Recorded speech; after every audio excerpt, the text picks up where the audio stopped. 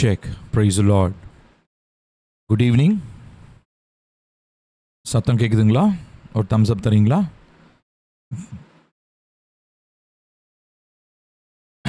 Okay, thank you. சரி, நம்ம ஜெபித்து நம்ம ஆரம்பிப்போம்.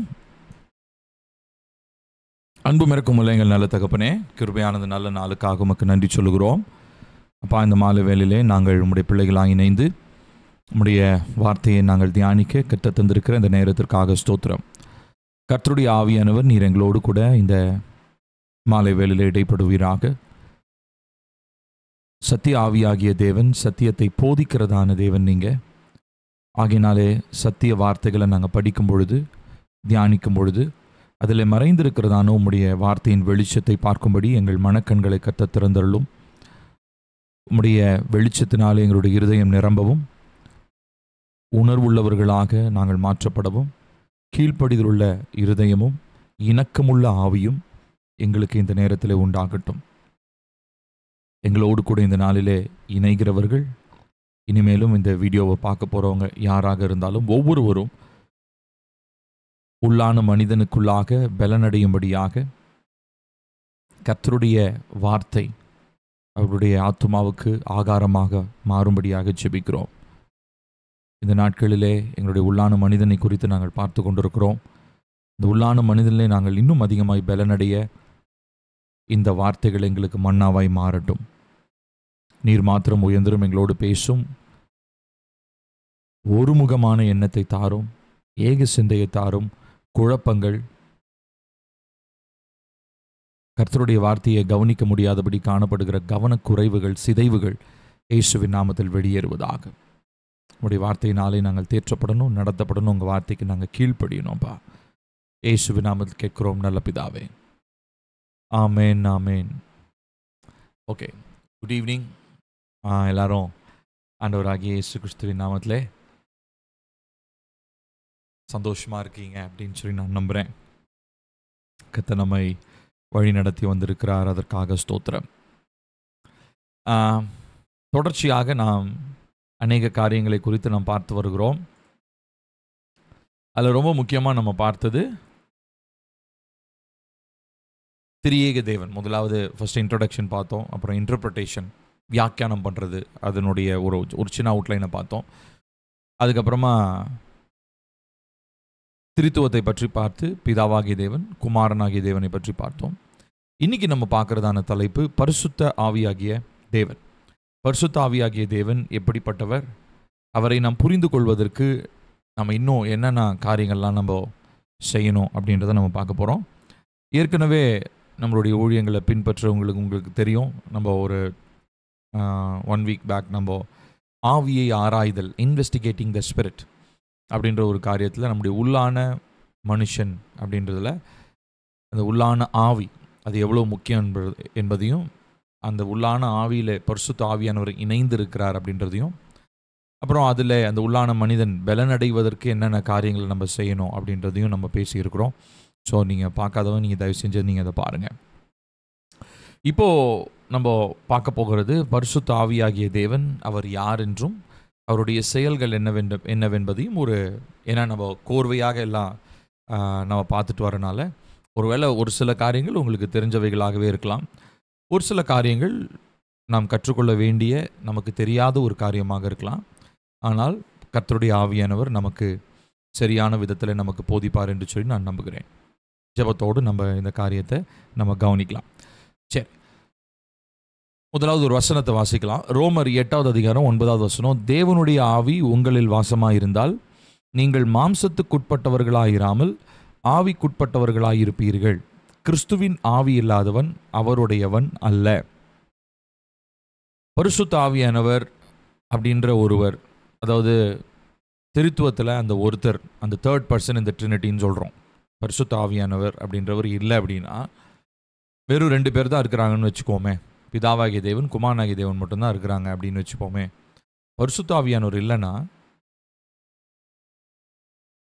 நம்ம கிறிஸ்தவ வழிபாடு இல்லை கிறிஸ்தவ வழிமுறை இல்லை எல்லாமே நம்ம தேவ பிள்ளைகளாக நம்ம செய்கிறது எல்லாமே அர்த்தமற்றதாக இருக்கும். பரிசுத்த ஆவியானவர் தான் என்ன பண்ணுறாருன்னா நம்மளுடைய ஒட்டுமொத்த உறவுக்கு அர்த்தம் கொடுக்குறார். பரிசுத்த ஆவியானவர் வந்து ரொம்ப என்ன சொல்கிறது, அந்த ரிலேஷன்ஷிப் தேவனோடு மனிதனுக்கு இருக்கிறதான உறவுக்கு ஒரு ஆழமான அர்த்தத்தை கொடுக்குறவரே பரிசுத்த ஆவியானவர். பரிசுத்த ஆவியானவர் இல்லைன்னு சொல்லி சொன்னால் நம்ம பைபிளும் படிக்கிறது வேஸ்ட்டு, ஜெபிக்கிறதும் வேஸ்ட்டு, கிறிஸ்தவர்களாக வாழ்கிறதும் வேஸ்ட் இல்லைங்களா? அப்படி ஒருவேளை கிறிஸ்தவங்களாக நம்ம வாழ்கிறோம், கோட்பாடுகளை கடைப்பிடிச்சு வாழ்கிறோம், நம்ம வந்து நியாயப்பிரமாணங்களை கடைப்பிடிச்சு வாழ்கிறோம் அப்படின்னா அது ஒரு மதமாக தான் போயிருக்கோம் இல்லையா? மற்ற மதங்கள் மாதிரி இன்றைக்கி நம்மளும் ஒரு மதத்தை பின்பற்றுவர்களாக இருப்போம். ஆனால் மதத்தெல்லாம் தாண்டி நம்மளுடைய வழிமுறைகள் இது வந்து ஒரு மார்க்கம்னு சொல்கிறோம், ஒரு வழின்னு சொல்கிறோம். அதற்கு காரணம் என்ன? உறவுன்றது ரொம்ப அடிப்படையானதாக இருக்குது கிறிஸ்தவத்தில். தேவனுடைய பிள்ளைகளாக தேவ ராஜ்யத்தில் உறவு தான் ரொம்ப முக்கியம். அந்த உறவுக்கு அடிப்படையாக இருக்கிறவர் யார்? பரிசுத்த ஆவியானவர். ஸோ பரிசுத்த ஆவியானவர் ஈக்குவேஷன் எடுத்துட்டிங்கன்னா அந்த ஈக்குவேஷனுக்கு பதிலே கிடையாது. ஆவியானவர் இல்லை அப்படின்னா கிறிஸ்தவ உறவுக்கு அர்த்தமே இல்லை. ஸோ அதனால்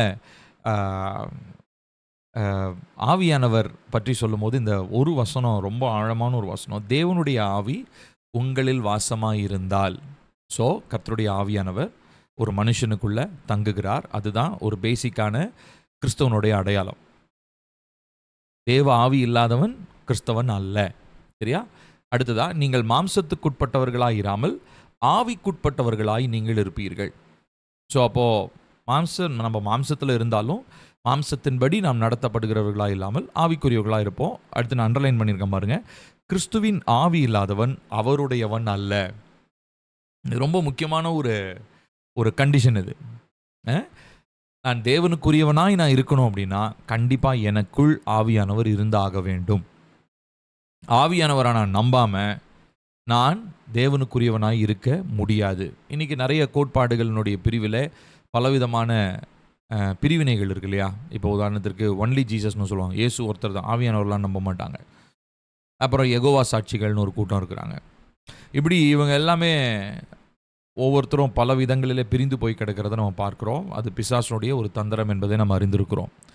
ஆனால் அதுக்கு மத்தியில் கர்த்தருடைய வார்த்தை நமக்கு ரொம்ப தெளிவாக சொல்லுது. இதே வசனங்களை தான் அவங்களும் வாசிக்கிறாங்க, ஆனால் அவங்களுடைய கண்கள் அடைக்கப்பட்டிருக்குன்னு தான் நினைக்கிறேன். கிறிஸ்துவின் ஆவி இல்லாதவன் அவருக்குரியவன் அவருடையவன் அல்ல. எவ்வளோ ஓப்பன் ஸ்டேட்மெண்ட் இது பார்த்தீங்களா? அதாவது ஒளிவு மறைவு இல்லாமல் வெளிப்படையாக பேசப்பட்டதான 3 வார்த்தைகள். கிறிஸ்துவின் ஆவி இல்லாதவன் அவருடையவன் அல்ல. So without the Holy Spirit you cannot please God or you cannot worship God.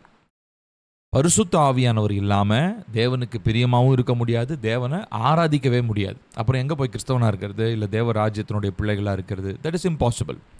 அப்போது ஒரு காரியத்தை புரிஞ்சுக்கணும், ஆவியானவர் தான் ஒட்டுமொத்த கிறிஸ்தவ வாழ்க்கையினுடைய அடிப்படையாக அவர் இருக்கிறார்.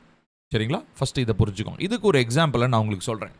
இப்போது நம்ம எல்லாருமே வந்து இந்த நயகரா ஃபால்ஸ் நம்ம கேள்விப்பட்டிருப்போம். நயகரா ஃபால்ஸ் அமெரிக்க தேசத்தில் இருக்கிறதான ஒரு பெரிய ஒரு நீர்வீழ்ச்சி. அது உலகத்தினுடைய 7 அதிசயம், இப்போ 8ன்னு மாற்றிட்டாங்கன்னு நினைக்கிறேன். உலகத்தின் அதிசயங்களில் ரொம்ப பெரிய ஒரு காரியமாக பார்க்கப்படுகிறதான ஒரு நீர்வீழ்ச்சி தான் நயாகரா நீர்வீழ்ச்சி. இந்த நயாகரா நீர்வீழ்ச்சி வந்து பார்த்திங்கன்னா ரொம்ப முன்னாடி, அதாவது 14-15 நூற்றாண்டுகள் அந்த காலகட்டத்தில் அங்கே இந்த ஆதிவாசிகள்லாம் இருந்திருப்பாங்க இல்லைங்களா, ட்ரைபல் பீப்புள். அவங்கெல்லாம் என்ன பண்ணுவாங்க, அது ரொம்ப ஒரு பயங்கர சத்தம். அதாவது அந்த இடத்துல அந்த நீர்வீழ்ச்சினால பயங்கர சத்தம். அங்கே வந்து அந்த தண்ணி அவ்வளோ வேகத்தில் ஊற்றுறதுனால அந்த இடம் பார்த்திங்கன்னா அப்படியே அந்த தண்ணியினுடைய அந்த சாரலுக்கு அப்படியே மேகமாகவே இருக்குமா, இன்னுமே அப்படி தான். ஸோ அதாவது அந்த நீர்வீழ்ச்சிக்கு இந்த பக்கம், அதாவது நீர்வீழ்ச்சி கீழே இருக்குது, தண்ணி கீழே ஊற்றும் இல்லைங்களா, அங்கேருந்து அந்த வேகத்தில் தண்ணி ஊற்றுற அந்த வேகத்தில் அந்த இடம் ஃபுல்லாக அப்படியே அந்த மலை அந்த தண்ணீர் சாரலினால அப்படியே ஒரு எப்பயுமே வந்து பார்த்திங்கன்னா மேகமூட்டமாகவே இருக்க மாதிரி இருக்குமா, சத்தம் தப்ப தப்ப தப்பான்னு ஒரே சத்தம். அதனால் அந்த பகுதியில் இருந்ததான கிராம மக்கள் என்ன பண்ணியிருக்கிறாங்க அப்படின்னா, இது 14-15 நூற்றாண்டில் நடந்தது. அந்த டைமில் வந்து பார்த்திங்கன்னா அவங்களுக்கு பயம். அவங்கள பொறுத்த வரைக்கும் அங்கே ஏதோ ஒரு அஹ், ஏதோ ஒரு அமானுஷ்ய சக்தி ஒன்று அங்கே இருக்குது. ஸோ அந்த அமானுஷ்ய சக்திக்கு அது வந்து நம்மளை வந்து எதுவும் தீமை செஞ்சிடக்கூடாதுன்னா நம்ம என்ன பண்ணணும் அப்படின்னு சொன்னால் அதுக்கு பலி கொடுத்துடணும். யாராவது ஒருத்தங்கள நம்ம பலி கொடுத்துடணும். அதுலேயும் ஒரு சிலர்லாம் இன்னும் கொஞ்சம் இதை போய் ஒரு பெரிய மலைப்பாம்பு பைத்தான் ஒன்று பயங்கர பெருசு, அது வந்து அங்கே இருக்குது. அதுதான் அந்த சத்தத்தை ஏற்படுத்துது. அதுதான் அந்த புகை மாதிரி. ஸோ அந்த புகைக்குள்ளே போனால் அது வந்து நீர்வீழ்ச்சி இல்லைங்களா, கீழே போய் விழுந்துருவாங்க எல்லாரும். ஸோ அந்த பக்கம் யாரும் எக்ஸ்ப்ளோர் பண்ணதே கிடையாது, அந்த பக்கம் யாரும் போனதே கிடையாது. பயங்கர பயம், அந்த சத்தம், அதுக்கு நடுவில் மக்கள் புரளி வந்தது, இந்த பாம்பு இருக்குது, அது இருக்குது, அமானுஷ்ய சக்தி இருக்குது, பேய் இருக்குது அப்படின்லாம் பயங்கர கதை. அதனால என்ன பண்ணுவாங்க, வருஷத்துக்கு ஒருக்க அங்கே இருந்ததான கிராமத்து மக்கள் அவங்க என்ன பண்ணுவாங்கன்னா ஒரு இளம் பெண்ணை, நல்ல ஒரு அழகான இளம் பெண்ணை பிடித்து ஒரு படகுல வச்சு கட்டி அந்த பிள்ளைய தண்ணியில் தள்ளி விட்ருவாங்க. அந்த அந்த அந்த அந்த இளம் பெண் வந்து அப்படியே அந்த நதியோடு போய் அப்படியே அந்த நீர்வீழ்ச்சியில் விழுந்து செத்து போயிடணும். ஸோ அது வந்து பலி. ஸோ இந்த சம்பிரதாயங்கள் ரொம்ப ரொம்ப வருடங்களாக நடந்துகிட்டே இருந்தது. இப்போ நல்லா கவனிக்கணும். இப்போ நான் எதுக்காக சொல்கிறேன்னு நல்லா கவனிங்க. இப்போ அடுத்ததாக ஒரு 17 நூற்றாண்டு 18ஆம் நூற்றாண்டில் கொஞ்சம் கொஞ்சமாக மக்கள் கலாச்சாரங்கள்லாம் வளர ஆரம்பிச்சது இல்லைங்களா. வளர ஆரம்பித்து அப்படியே கொஞ்சம் கொஞ்சமாக போகும்போது அந்த இடத்துல அந்த காட்டுவாசிகள் அவங்கெல்லாம் மாறியிருப்பாங்க. மக்களுடைய சமுதாய இதெல்லாமே வளர்ச்சியெல்லாம் மாறி இருக்கும். இப்போ அந்த ரெண்டாவது இடம் இப்போ ரெண்டாவதாக என்ன ஆயிடுச்சு அப்படின்னா, அந்த இடம் வந்து ஒரு டூரிஸ்ட் ஸ்பாட்டாக மாறிடுச்சு. மக்கள் வந்து அதுக்கு முன்னாடி கிராம மக்கள் இருந்தாங்க, அவங்க பலி செலுத்திட்டு இருந்தாங்க, அவங்களுக்கு அது என்னன்னே தெரியாமல் இருந்தது. அடுத்தது கொஞ்சம் மக்கள் தைரியமாக எக்ஸ்ப்ளோர் பண்ண ஆரம்பித்த உடனே இப்போ அது டூரிஸ்ட் ஸ்பாட்டாக மாறிடுச்சு. பல இடங்கள்ல இருந்து வந்து பார்த்திங்கன்னா அந்த ஹனிமூன் வர்றவங்க, தேனிலவு போகிறவங்க கப்புள்ஸ்லாம் வந்து அங்கே வந்து இருந்து அங்கே பக்கத்தில் ரூம்ஸ்லாம் கட்டி அங்கே ஹோட்டல்ஸ்லாம் கட்டி அப்படி பக்கத்தில் டெவலப் பண்ண ஆரம்பிச்சிட்டாங்க. அது கண்டுபிடிச்சிட்டாங்க, அது ஃபால்ஸு, அது வெறும் வாட்டர் ஃபால்ஸ் தான், அது ஒன்றும் பெரிய விஷயம்லாம் கிடையாது, நம்ம அதை வச்சு எப்படி வணிகம் பண்ணுறதுன்னு ரெண்டாவதாக மக்கள் அதை வச்சு ஒரு விஷயம் பண்ணிட்டாங்க. இப்போ மூணாவதாக நடந்தது என்ன, இப்போ அதே ஃபியூ இயர்ஸ் கழித்து 19th centuryயில் நடந்த சம்பவம் என்ன அப்படின்னு சொல்லி பார்த்தீங்கன்னா, அந்த நீர்வீழ்ச்சியிலேருந்து மின்சாரம் எடுக்கலாம் அப்படின்றதான ஒரு கண்டுபிடிப்பை கண்டுபிடிச்சாங்க. ஹைட்ரோ எலக்ட்ரிக் பவர்னு சொல்லுவோம். அதாவது இப்போ நம்ம எல்லாருக்கும் தெரியும், மேட்டூரில் என்ன இருக்குதுங்க, அனல் மின் நிலையம் இருக்குது. அந்த அனல் மின் அந்த அந்த அந்த பவர் எலக்ட்ரிசிட்டி எப்படி ஜென்ரேட் ஆகுது, ஸ்டோர் பண்ணி வைக்கிற அந்த டேமில் இருக்கிற வாட்டர் மூலமாக இல்லையா. ஸோ அந்த வாட்டரை அவங்க ஹீட் பண்ணி அது தெர்மல் பவராக கன்வெர்ட் பண்ணி ஸோ அதிலேருந்து எலக்ட்ரிசிட்டி ஜென்ரேட் பண்ணுறாங்க. இப்போது 19th centuryயில் எவ்வளோ வளர்ச்சிகள் வந்திருக்கும் இல்லையா. ஸோ 19ஆம் நூற்றாண்டில் என்ன நடந்ததுங்க, அதே நயகரா நீர்வீழ்ச்சி இப்போது அது வேகத்தில் விழுகிறதான அந்த நீர்வீழ்ச்சியிலேருந்து ஒரு சில செட்டிங்ஸ்லாம் வச்சு ஃபிசிக்ஸ்லாம் வச்சு ஒரு சில பிளேட்ஸ் மாதிரிலாம் வச்சு அது அந்த டர்பைன்னு சொல்லுவாங்க இல்லைங்களா, அதை கனெக்ட் பண்ணி அது அந்த நீர்வீழ்ச்சியில் தண்ணி பட்டு அது சுழறதுலேருந்து கரண்ட் எடுத்து அப்படி அமெரிக்க தேசத்தினுடைய பல மாநிலங்களுக்கு அவங்க எலக்ட்ரிசிட்டி சப்ளை பண்ணாங்க. இப்போது நல்லா கவனித்து பார்க்கணும், ஒரே நீர்வீழ்ச்சி, ஆனால் 3 காலகட்டங்களில் முதல் காலகட்டத்தில் அது என்னன்னே தெரியாமல் பயந்து போய் கிடந்தாங்க. ரெண்டாவது காலகட்டத்தில் கொஞ்சம் அதை பற்றி ஆராய்ச்சி தெரிஞ்ச உடனே அதிலிருந்து வணிகம் செய்ய ஆரம்பித்தாங்க. 3வது காலகட்டத்தில் அந்த 19ஆம் நூற்றாண்டில் நடந்தது என்ன, அதை வச்சு இன்னும் பிரயோஜனமாக இப்போ இன்னும் டூரிஸ்ட் பிளேஸ் தான், ஆனால் இன்னும் வணிகம் மாத்திரம் இல்லை, டூரிஸ்ட் ஸ்பாட் மாத்திரம் இல்லை, இப்போது அதிலிருந்து தேசத்துக்கு பிரயோஜனமான ஒரு பவர் சப்ளை என்ன பண்ணாங்க அவங்க கண்டுபிடிக்கிறாங்க. இப்போது இதே மாதிரி தான் பரிசுத்த ஆவியானவர். சரிங்களா, பரிசுத்த ஆவியானவர் இந்த 3 நிலைகளிலே மனிதர்கள் பார்க்கிறத நம்மளால் பார்க்க முடியும். சரிங்களா, முதலாவது என்ன அப்படின்னா, பரிசுத்த ஆவியானவரை பற்றி ஒரு என்ன சொல்கிறது, ஒரு கதையில் கேட்ட மாதிரி ஒரு ஐடியாவோடு இருக்கிற முதல் கூட்டம். அவங்க வந்து இந்த காட்டுவாசிங்க மாதிரி, என்னன்னே தெரியாது, ஆராய்ச்சி பார்க்குறதுக்கும் டைம் இல்லை, பலன் இல்லை, வசதி கிடையாது. அதனால் இவங்க எப்படி இருப்பாங்கன்னா, ஆவியானவர் யாரோ ஒருத்தர், ஏதோ ஒரு ஆவி போல், அவ்வளோதான். ஸோ இது வந்து ஃபஸ்ட்டு கூட்டம் மாதிரி இவங்க. அடுத்து 2வது இருக்கிற கூட்டம் இருக்கிறாங்க. இவங்க என்ன பண்ணுறாங்க அப்படின்னா, இவங்க டூரிஸ்ட் மாதிரி, 2வது கூட்டம் டூரிஸ்ட்னு சொன்னேன் இல்லைங்களா, வந்து அந்த நீர்வீழ்ச்சியை சும்மா பார்த்துட்டு போகிறாங்க. இப்போ 2வது கூட்டம் பரிசுத்த ஆவியானவரை வெறும் சும்மானா அப்படியே பார்க்கறது, அதாவது ஆவியில் நடக்கிற காரியங்களை சும்மா அப்படியே வேடிக்கை பார்க்குற ஒரு கூட்டம். ஆவியானவருடைய வரங்களாக இருக்கட்டும், கனிகளாக இருக்கட்டும், ஆவியானவர் பேசுகிற தீர்க்கதரிசனம், இப்படி பல விஷயங்கள் இருக்குது ஆவியானவர் செய்கிறது. அதை வந்து வெறுமனே கண்காணிக்கிற, சும்மா வேடிக்கை பார்க்குற ஒரு கூட்டம், அந்த டூரிஸ்ட் ஸ்பாட்டாக டெவலப் ஆன மாதிரி. அடுத்து 3வது ஒரு கூட்டம் இருக்கிறாங்க. அவங்க என்ன பண்ணாங்க, உள்ளே போய் ஆராய்ஞ்சு பார்த்து உள்ளேருந்து என்ன பண்ணிட்டாங்க, பவர், அவங்க வந்து உள்ளேருந்து அந்த எனர்ஜி, அந்த ஆற்றலை அவங்க அந்த நீர்வீழ்ச்சியிலேருந்து எடுத்தாங்க இல்லைங்களா. அந்த மாதிரி 3வது கூட்டம் இவங்க ஆவியானவரோட நடக்கிற அனுபவத்தில் நுழைந்து ஆவிக்குரியவங்களாகவே மாறி ஆவியானவரிடத்திலிருந்து வரக்கூடிய ஒரு விசேஷித்த பலனை பெற்றுக்கொள்ளுகிற ஒரு கூட்டம். புரியுதுங்களா? ஸோ 3 கூட்டத்தை சொல்லியிருக்கேன். முதல் கூட்டம் ஆவியானவர்னா என்னன்னே தெரியாமல் அப்படியே ஒரு குருட்டாம்போக்கில் இருக்கிற ஒரு கூட்டம். 2வதா ஆவியானவர் யாருன்னு தெரியும், ஆனால் அப்படியே நம்ம வேடிக்கை பார்த்துட்டு அதுக்கு மேலே அவங்களுக்கு எந்த ஒரு இன்ட்ரெஸ்ட்டுமே கிடையாது. 3வதா இருக்கிற கூட்டம் ஆவியானவர் யாருன்னு தெரியும், அவருடைய வல்லமையை பெற்றுக்கொள்ளணும்னு ஆசை இருக்குது, அந்த வல்லமையில் வாழணுன்ற ஒரு நிர்ணயத்தோடு இருக்கிறதான கூட்டம். ஸோ இந்த கூட்டத்தில் நம்ம எதில் இருக்க போகிறோன்றது நம்ம தான் தீர்மானிக்கணும். நம்மளை யாரும் கட்டாயப்படுத்த முடியாது. நம்ம தனிப்பட்ட விதத்தில் ஆவியானவரோடு நமக்கு இருக்கிறதான அந்த உறவு, நம்ம இதில் இந்த 3 நிலையில் எந்த நிலையில் இருக்கிறோன்றது அது தீர்மானிக்கும். இப்போ நான் சொன்னது உங்களுக்கு புரிஞ்சதுங்களா? அந்த சின்ன எக்ஸாம்பிள் உங்களுக்கு புரிஞ்சதுங்களா? ஒரு தம்ஸ் அப் தரீங்களா?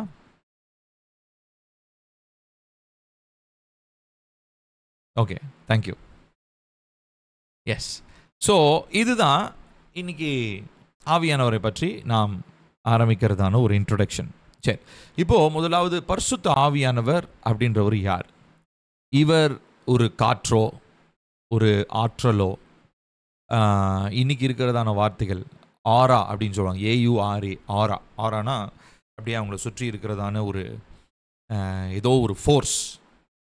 அப்புறம் வந்து இன்னைக்கு வாலிப பிள்ளைகள்லாம் வைப் அப்படின்ற வார்த்தையை பயன்படுத்துகிறாங்க. அது ஒரே வைப்பாக இருக்குதுப்பா அப்படின்வாங்க. ஸோ வைப்னா அது ஒரு ஃபீல், அது ஒரு ஏதோ ஒன்று, அது வந்து ஏதோ ஒரு நல்ல ஒரு குட் ஃபீல் அப்படின்ற மாதிரி. ஸோ ஆவியானவர் வந்து அப்படியே நமக்கு ஒரு குட் ஃபீலிங்கில் கொடுக்குறதோ, இல்லை வந்து நமக்கு ஏதோ அப்படியே அசுர சக்தியை கொடுத்து அப்படியே நம்மளை அப்படியே ஃபுல் எக்ஸைட்மெண்ட்டில் வச்சுருக்கிறதோ, அந்த மாதிரி ஃபீலிங்ஸ் பேஸ்ட், அதாவது உணர்வுகளின் அடிப்படையில் செயல்படுகிற ஆற்றல் பரிசுத்த ஆவியானவர் கிடையாது. பரிசுத்த ஆவியானவர் என்பவர் அவர் ஒரு நபர். நபர்னா என்னன்னு சொல்லுவோம், நபருக்கு தனித்துவம் உண்டு இல்லையா? ஸோ அதே போல் தான் அவருக்கு தனித்துவம் உண்டு. இதெல்லாம் ஒரு சிலர் நம்ம பார்த்துருப்போம். ஆனாலும் நான் ஒரு சில காரியங்களை நான் சொல்ல விரும்புகிறேன். இப்போது இவர் ஒரு நபராக இருப்பதுனாலே இவருக்கு குணாதிசயங்கள் உண்டு, தனித்துவங்கள் உண்டு. சரிங்களா? அதை நாம் மறந்து விடக்கூடாது. இவருக்கு தனித்துவங்கள் இவருக்கு உண்டு. சரிங்களா? ஸோ தேவனுடைய சுபாவம் உள்ளவராகவே இவர் இருக்கிறார். தேவனுக்கு என்ன சுபாவம் பொருந்துமோ அது எல்லா சுபாவமும் பரிசுத்த ஆவியானவருக்கும் பொருந்தும். ஏனென்றால் அவர் ஒரு நபர், அவர் காற்றோ ஆற்றலோ அல்ல. இப்போ அவரை பற்றி சொல்லும் பொழுது பாருங்க, 1 கொரிந்தியர் 2:11 வாசிக்கிறோம், மனுஷனில் உள்ள ஆவியை அன்றி மனுஷரில் எவன் மனுஷனுக்குரியவைகளை அறிவான், அப்படி போல தேவனுடைய ஆவியை அன்றி ஒருவனும் தேவனுக்குரியவைகளை அறிய மாட்டான். இப்போ கவனிச்சு பார்த்தீங்கன்னா இங்கே ரொம்ப முக்கியமான ஒரு காரியம் அது. தேவனுக்குரியவைகளை அறிதல், to know the things of God. இது ரொம்ப முக்கியமானது. இங்கே பரிசுத்த ஆவியானவர் என்ன பண்ணுறாருங்க, பிதாவாகிய தேவனுடைய இருதயத்துக்குள்ள நிரம்பி இருந்து ஆராய்ஞ்சு அறிஞ்சிருக்கிற அதே ஆவியானவர் தான் இந்த பக்கம் நம்மளுடைய இருதயத்துக்குள்ளேயும் இருக்கிறார். எவ்வளோ பெரிய ஆசீர்வாதம் வரும் இல்லைங்களா? ஸோ அதனால் என்ன நடக்குது, அவருடைய இருதயத்தை ஆராய்ஞ்சு அறிந்திருக்கிறாரு, என்னுடைய இருதயத்தையும் ஆராய்ஞ்சு அறிந்திருக்கிறாரு. நான் விட்டு கொடுத்தேன்னா அவர் என்ன நினைக்கிறாரோ, யார் பிதாவாகிய தேவன் என்ன நினைக்கிறாரோ, அவருடைய இருதயத்தில் என்ன இருக்கிறதோ அதை அப்படியே எனக்கு சொல்லி கொடுக்க அவர், ஏன்னா அவர் அங்கேயும் இருக்கிறார் இங்கேயும் இருக்கிறார், 2 இடத்துலையுமே இருக்கிறார் அவர் ஆவியானவர். ஸோ இங்கே இருக்கிறத, பிதாவுனுடைய இருதயத்தில் இருக்கிறத எனக்கு அப்படியே கற்றுக் கொடுக்குறார், எனக்கு அப்படியே உணர்த்துகிறார். ஆனால் நான் செய்ய வேண்டியதெல்லாம் என்ன அப்படின்னா, நான் விட்டு கொடுக்கணும், ஆவியானவருக்கு நான் விட்டு கொடுக்கணும். சரிங்களா? ஸோ அதை பற்றி தான் நம்ம ஒரு சில காரியங்களை நம்ம பார்க்க போகிறோம். ஸோ முதலாவது, அவருக்கு என்ன தெரியும், பிதாவுக்கு என்னென்னலாம் தெரியுமோ அது எல்லாமே இவருக்கும் தெரியும். ஏன்னா பிதாவினுடைய இருதயத்தில் நிரம்பி இருப்பவரும் அவர் தான். நம்மளுடைய உள்ளான மனுஷனுக்குள்ளாக, நம்முடைய இருதயங்களுக்குள்ளாக விட்டு கொடுக்கும் பொழுது நம்மில் நிரம்பி இருப்பவரும் அவர் தான். புரியுதுங்களா? ஸோ அவர் எல்லாவற்றையும் அறிந்தவர் அப்படின்றத நம்ம இங்கே பார்க்குறோம். ஸோ அதனால தான் தேவனுடைய ஆவியை அன்றி ஒருவனும் தேவனுக்குரியவைகளை அறிய மாட்டான். அடுத்ததான் நம்ம பார்க்கிறது அவருக்குன்னு சொல்லி சித்தம். ஸோ முதலாவது அவருக்கென்று சொல்லி அவருக்கு எல்லாம் தெரியும். He knows. அடுத்ததா அவருடைய சித்தம். பாருங்க, 1 கொரிந்தியர் 12:11 வாசிக்கிறோம். இவைகளை எல்லாம் அந்த ஒரே ஆவியானவர் நடப்பித்து தமது சித்தத்தின்படியே அவனவனுக்கு பகிர்ந்து கொடுக்கிறார். வரங்களை பற்றி பார்க்குறோம். இந்த வரங்களை என்ன பண்ணுறாருங்களா, அவருக்குன்னு ஒரு சித்தம் வச்சிருக்கிறார். சித்தம்னா என்னதுங்க? நான் இதை செய்வேன், இதை செய்ய மாட்டேன், இவங்களுக்கு கொடுப்பேன், இவங்களுக்கு கொடுக்க மாட்டேன், இதை பண்ணுவேன், இதை பண்ண மாட்டேன், இப்படின்னு நம்ம திஸ் ஆர் தேட் ஒரு தீர்மானம் எடுக்கிறோம் இல்லைங்களா? அதுதான் சித்தம்னு சொல்கிறோம். ஸோ அப்போ பரிசுத்த ஆவியானவருக்கு என்ன இருக்குதுங்க? சித்தம் இருக்கிறது. அவர் என்ன பண்ணுறாருன்னா, அவர் சித்தத்தின்படி என்ன பண்ணுறாரு? வரங்களை அவர் பகிர்ந்து கொடுக்கிறார், ஷேர் பண்ணுறார். எல்லா வரங்களையும் ஒருத்தருக்கே கொடுக்கறது இல்லை. ஒரு சில நேரங்களில் ஒரு சில வரங்களுக்காக ஒருவேளை தேவனுடைய சித்தமில்லாத ஒரு சில வரங்கள் இருக்கலாம். அதுக்காக நம்ம உட்காந்து முட்டி மோதிக்கிட்டு இருப்போம். அப்போ நம்ம வரங்களுக்காக ஜெபிக்கும் பொழுது எப்படி ஜெபிக்கணும்? ஆவியானவரே, நீங்கள் உங்கள் சித்தத்தின்படி தான் என்ன பண்ணுறீங்க? வரங்களை கொடுக்குறீங்க. இந்த வரம் உங்களுக்கு சித்தமாக இருந்தால் எனக்கு தாங்கன்னு தான் நம்ம கேட்கணும். சரிங்களா? ஸோ அந்நிய பாஷையில் ஜெபிக்கிறது வேறு. நிறைய பேர் அதையும் வரங்கள்னு சொல்லுவாங்க. அஃப்கோர்ஸ் அது வரங்கள் இருக்கிறது. அந்நிய பாஷையில் ஜெபித்து வியாக்கியானம் சொல்லுகிற ஒரு வரம் இருக்குது. நான் உங்களுக்கு ஏற்கனவே பேசியிருக்கோம் அதை பற்றி. 3 விதமான அந்நிய பாஷைகள் இருக்கிறது. ஏன்னா நம்ம இப்போ இன்றைக்கி 10th டே நம்ம பண்ணோம். தொடர்ச்சியாக 50 நாட்கள் நாம் ஆவியில் நிரம்பி ஜெபித்து கொண்டு இருக்கிறோம். நிறைய பேருக்கு அந்த ஒரு டவுட் இருக்கும், அது வரம் தானே அப்படின்னு சொல்லி. ஸோ 3 விதமான பாஷைகள், அந்நிய பாஷைகள் இருக்குது. அதில் வரம்ன்றது ஒன்று இருக்குது. அடுத்ததாக ப்ரூஃப் டங்னு ஒன்று நான் சொன்னேன், ப்ரொஃபட்டிக் டங்னு ஒன்று சொன்னேன். அடுத்ததாக பர்சனல் டங். பர்சனல்னால் தனிப்பட்ட விதத்தில் நம்ம ஆவியில் நிரம்பி ஜெபிக்கும் போது நமக்குள்ளாக இருந்து அந்நிய பாஷைகளில் பரிசுத்த ஆவியானவர் ஜெபிப்பது, வாக்கு கடங்காத பெருமூச்சுகளோடு ஜெபிப்பது. சரி, இப்போது இங்கே கவனித்து பார்த்தீங்கன்னா ஆவியானவர் என்ன பண்ணுறாரு? தம்முடைய சித்தத்தின்படி வரங்கள், அதாவது குணமளிக்கும் வரம், வியாக்கியானம் பண்ணும் வரம், தீர்க்க தரிசன வரம், இப்படி பலவிதமான வரங்களை அவர் தம்முடைய சித்தத்தின்படி அவர் பகிர்ந்தளிக்கிற தேவனாக இருக்கிறார். அடுத்து 3வதாக அவருக்கும் உணர்வுகள் இருக்கிறது. ஏன்னா ஒரு பர்சனாக இருக்கிறனால, ஒரு நபராக இருக்கிறனால அவர் ஒரு ஜடம் மாதிரி கிடையாது. அதாவது அது காத்துங்க, அது இதுன்னெலாம் நம்ம சொல்ல முடியாது. அதுனா அக்ரிணை இல்லையா? ஆனால் இவர் காட், இவர் தேவன். ஸோ அவர் அது இதுன்னெலாம் சொல்லணும். ஆவி வந்துச்சு, ஆவி போச்சு அப்படின்னு நம்ம சொல்ல முடியாது. ஆவியானவர் வந்தார், என்னை ஆட்கொண்டார், என் மூலமாய் பேசினார். ஸோ அங்கே கவனித்து பார்த்தீங்கன்னா நம்ம ஒரு நபரை போல தான் நம்ம சொல்கிறோம். ஏன்னா அவருக்கு என்ன இருக்குங்க? உணர்வுகள் இருக்குது. பாருங்கள், ரோமர் 15:32, நீங்கள் தேவனை நோக்கி செய்யும் ஜெபங்களில் நான் போராடுவது போல நீங்களும் என்னோடு கூட போராட வேண்டும் என்று நம்முடைய கர்த்தராகிய இயேசு கிறிஸ்துவின் நிமித்தமும் ஆவியானவருடைய அன்பின் நிமித்தமும் உங்களை வேண்டிக் கொள்ளுகிறேன். ஆவியானவருக்கு என்ன இருக்குங்களா? அன்பு. அதான், அதை மட்டும் ரெட்டில் நான் போட்டிருக்கேன் பாருங்கள். ஆவியானவருடைய அன்பின் நிமித்தம் உங்களை வேண்டிக் கொள்ளுகிறேன். இன்னொரு இடத்துல கூட வாசிப்போம், உங்களை மீட்பின் நாளுக்கென்று முத்திரையாக பெற்றுக்கொண்டதான பரிசுத்த ஆவியானவரை நீங்கள் என்ன பண்ணாதீங்க? துக்கப்படுத்தாதீர்கள். ஸோ துக்கம்ன்றது என்னது? ஒரு எமோஷன் இல்லைங்களா? ஸோ அந்த வார்த்தையை சொல்லி துக்கப்படுத்தாதிருங்க அப்படின்ற ஒரு வசனத்தை நம்ம வாசிப்போம். ஸோ இந்த அன்பு, துக்கம் இதெல்லாமே ஒரு நபர் வெளிப்படுத்துகிற உணர்வுகள். ஸோ பரிசுத்த ஆவியானவருக்கு உணர்வுகள் இருக்கிறது. நான் சொன்னேன் இல்லைங்களா? எபேசியர் 4:30, அன்றும் நீங்கள் மீட்கப்படும் நாளுக்கென்று முத்திரையாக பெற்ற தேவனுடைய பரிசுத்த ஆவியை துக்கப்படுத்தாதிருங்கள். சரி, இன்னொரு வசனம் கூட இருக்கு பாருங்க, ஏசாயா 63:10, அவர்களோ கலகம் பண்ணி அவருடைய பரிசுத்த ஆவியை விசனப்படுத்தினார்கள். ஸோ இப்போ நம்ம எபேசியர் 4:30 படித்த மாதிரி ஒரு ஓல்ட் டெஸ்டமெண்ட்டில் அதே மாதிரி சாயலில் இருக்கிற ஒரு வசனம். அவருடைய பரிசுத்த ஆவியை என்ன பண்ணுறாங்களாம்? விசனப்படுத்துகிறாங்க அவங்களுடைய செயலினாலே. அப்போ நம்ம செய்கிற செயல், நம்ம பேசுகிற பேச்சு, தேவனுக்கு பிரியமில்லாமல் பேசுகிற பேச்சோ, அவருக்கு பிரியமில்லாத போகிற இடமோ, அவருக்கு பிரியமில்லாமல் நம்ம பார்க்குற காரியங்களோ, சிந்திக்கக்கூடிய காரியங்களோ, அது என்ன பண்ணுதுங்களா? அவருக்கு விசனத்தை, ஒரு துக்கத்தை ஏற்படுத்துது. அதனால் அவர்களுக்கு சத்துருவாய் மாறி அவரே அவர்களுக்கு விரோதமாக யுத்தம் பண்ணினார். ஸோ ஒரு தீர்க்கதரிசனமாக ஒரு வார்த்தையை நம்ம பார்க்குறோம். சரிங்களா?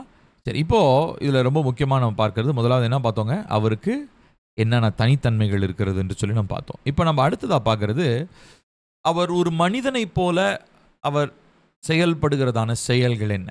அதாவது லைக் ஒரு ஒரு ஒரு ஹியூமன் பீயிங் மாதிரியே அவர் என்னென்னலாம் செய்கிறாரு அப்படின்றத நம்ம பார்க்க போகிறோம். சரிங்களா? ஹோலி ஸ்பிரிட்டுக்கு என்ன படம்? புறாவை போடுறதா, நெருப்பை போடுறதா? ஏன்னா பல விதங்களில் ஹோலி ஸ்பிரிட் நம்ம வேதாகமத்தில் நம்ம பார்க்குறோம். ஸோ அதனால் என்னுடைய புரிதலுக்கு எட்டுனாப்பில் ஒரு சில இமேஜஸ்லாம் நான் போட்டிருக்கேன். ஸோ அதனால் இதை கேள்வியாக டவுட்டாக கேட்காதீங்க. இதுதான் பரிசுத்த ஆவியானவரா அப்படின்லாம் கேட்காதீங்க. பரிசுத்த ஆவியானவர் அவர் ஆவியை வந்து நம்ம ஃபோட்டோ பிடிக்க முடியாது இல்லையா? ஸோ நம்மளுடைய புரிதலுக்காக இந்த இமேஜஸ் நான் போட்டிருக்கேன். சரி, இப்போது இதில் பாருங்கள் 12 காரியங்களை நம்ம பார்க்க போகிறோம். சரியா? we are going to read all these words one by one. ஒன்றன் பின் ஒன்றாக நம்ம இந்த வசனங்களை வாசித்து நம்ம தியானிக்கலாம். சரிங்களா? இந்த 12 வசனங்களை சொல்ல சொல்ல நீங்கள் அப்படியே எழுதிக்கோங்க. முதலாவது, அவர் போதிக்கிற ஆவியானவர். ஒரு மனுஷன் நமக்கு போதிக்கிற மாதிரியே நமக்கு அவர் போதிக்கிறார். வாசிக்கலாம். யோவான் 14வது அதிகாரம் 26வது வசனம்.